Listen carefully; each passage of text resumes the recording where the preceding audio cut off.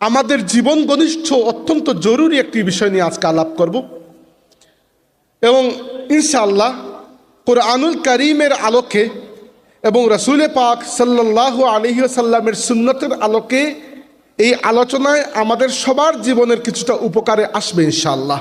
সম্মানিত হাজিরিন, জীবন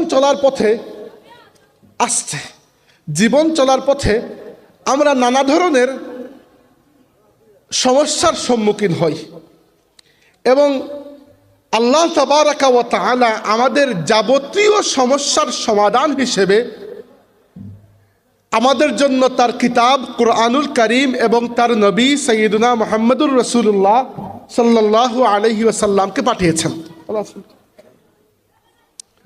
রাসূল পাক সাল্লাল্লাহু আলাইহি ওয়াসাল্লামের জীবনের মধ্যে এবং আল্লাহর কিতাব কুরআনের মধ্যে যদি আমরা খুঁজতে পারি ভালো করে, তাহলে আমাদের জীবনের অনেক বড় বড় সমস্যার সমাধান পেয়ে যাব, যে সমস্যাগুলো আমাদের জীবনে সবার কম বেশি আছে।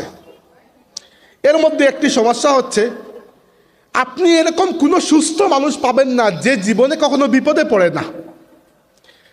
প্রত্যেকের জীবনে তার লেভেল পর্যন্ত বিপদ আপদ বালা মুসিবত আসে এবং এটি সবার জীবনে আসবে, এতে কোনো সন্দেহ নাই। আল্লাহ বলেছেন ওয়ালা নাবলুওয়ান্নাকুম